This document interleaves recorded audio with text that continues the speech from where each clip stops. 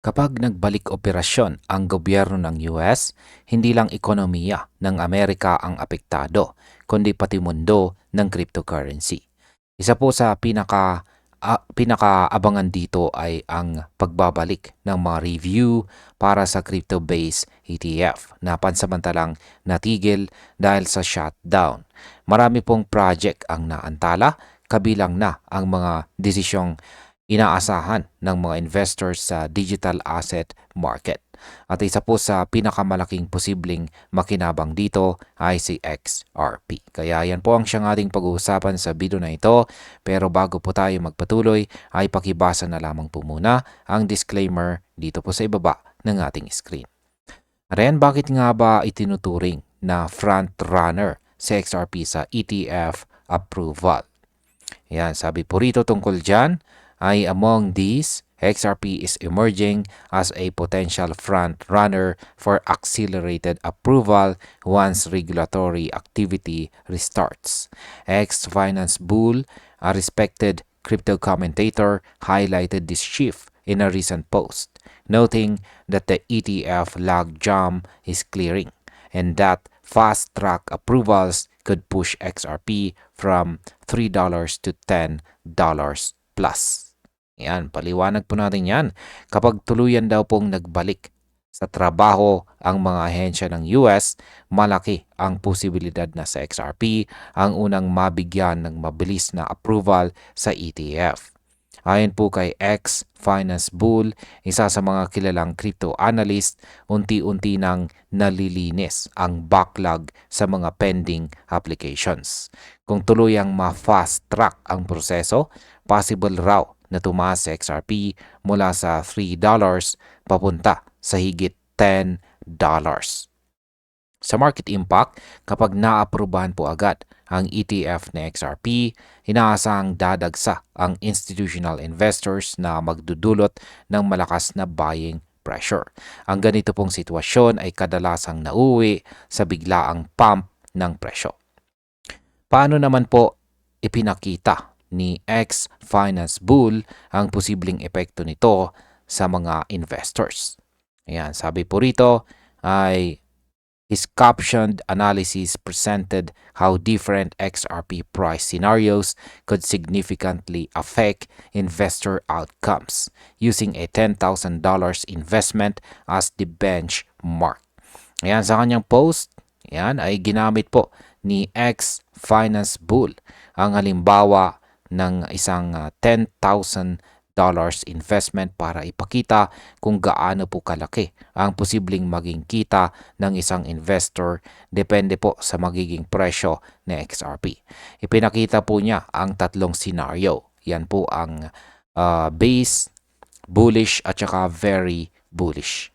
Sa bawat isa, malinaw po ang pagkakaiba ng returns mula po sa maliit na tubo or gain hanggang sa napakalaking kita. Sa market impact, ang ganito pong klase ng projection ay nagbubunsod ng excitement sa market at kadalasan ay nagiging trigger ng maagang accumulation stage bago po ang tunay na rally. Ano naman po ang epekto ng US government shutdown sa crypto market? Yan, ang sabi po rito ay the ongoing US government shutdown has paused various financial reviews, including those related to digital asset ETF. Once agencies such as the US Securities and Exchange Commission resume operations, pending applications are expected to move forward at a faster rate. Yan, paliwanag po natin yan. Dahil daw po sa shutdown, ayan, ay maraming pagsusuri ng mga ahensya tulad po ng SEC ang natigil. Kasama po dito ang mga application para sa digital asset in ETF. Ngunit kapag nagbalik po ang operasyon ng gobyerno, inaasahang bibilis ang pagproseso ng mga pending applications. Para kay XRP, ito po ang sandali na matagal nang hinihintay ng mga traders dahil maaari itong magbigay daan sa mas mabilis na approval. Sa market impact, kapag bumilis po ang regulatory processing, aasahan po natin ang sudden optimism sa market at posible pong magresulta ito sa panibagong wave ng bullish sentiment hindi lang para kay XRP kundi para sa buong crypto ecosystem. Paano naman po makikinabang sa XRP kapag bumilis ang regulatory reviews? Yan, sabi po rito ay X-Finance Bull shared an image emphasizing that this acceleration could benefit XRP's standing among institutional products, potentially making it one of the first assets to gain from resumed regulatory processing. Yan, ipinost po ni X-Finance Bull na ang dito po sa post ni X-Finance Bull, ayan, balikan po natin, ay binigyang diin po niya na ang bilis ng regulatory reviews ay pwede pong magbigay kay XRP ng malaking advantage. Kapag nangyari po ito, si XRP ang magiging isa sa mga unang digital asset na makikinabang po mula sa pagbabalik ng operasyon ng SEC. Ang bilis po ng proseso ay maaring magpataas ng tiwala ng mga institution kay XRP bilang isang lehitimong financial product. Sa market impact, ang mabilis po na paggalaw ng regulators ay nagbubunsod ng mas mataas na demand dahil mas nagiging kumpiyansa po ang mga investors sa stability at saka transparency ng asset. Ano naman ang sinasabi ng mga price projections ni X-Finance Bull? Ayon po rito, according to his data, the base or steady scenario envisions XRP at $3, generating an approximate 24.5% return on a $10,000 investment. The bullish case sees XRP at $5, turning the initial investment to $20,745 with a return of 107.5%. Ayan, batay po sa kanyang data, ayan, nakikita natin dito, kung manatili raw po sa XRP sa base price na $3, kikita ang mga investors ng 24.5% sa return sa $10,000 na investment. Pero kung maganap po ang bullish case, kung saan aabot po sa XRP sa $5, ang halagang ito ay magiging $20,745 at katumbas po yan ng 107.5% na gain. Para sa mga investors, malaking potential po ito, lalo na po kung mapabilis nga ang ETF approval. Ang market impact po dito ay ang ganitong forecast ay nagpapataas ng market expectations kaya't nagiging trigger ng FOMO or fear of missing out na karaniwang nagtutulak po sa mga retail buyers na pumasok agad sa market. Gaano naman po kalaki ang pwedeng itaas na XRP sa bullish scenario? Ayan, sabi po rito ay the very bullish scenario projects a price of $10, which could send the $10,000 investment to $41,490, representing a 314.9% gain.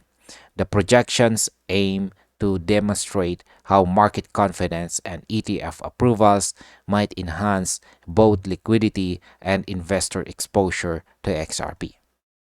Sa pinakamataas na projection po ni X-Finance Bull, pwedeng umakyat daw sa XRP sa $10 na presyo. Sa ganitong presyo, ang $10,000 investment ay magiging $41,490.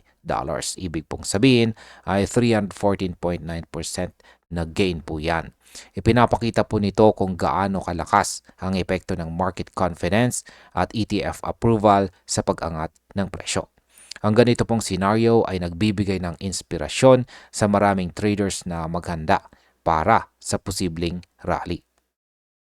Ang market impact po nito ay kung maabot nga ni XRP ang $10, maaari itong magdulot ng domino effect sa altcoin market at magbukas po ng panibagong bull cycle para sa buong crypto industry.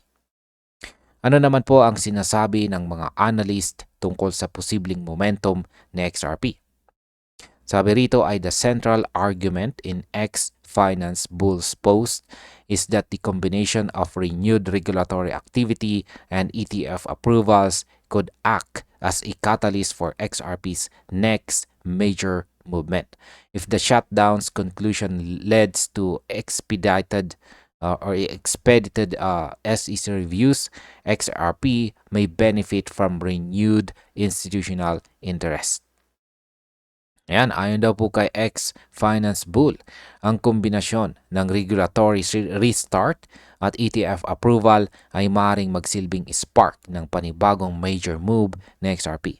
Kapag bumilis po ang aksyon ng SEC pagkatapos ng shutdown, tiyak na muling babalik ang interest ng mga institutional investors. At kapag nangyari ito, posible na magsimula po ang susunod na yugto ng rally ng XRP.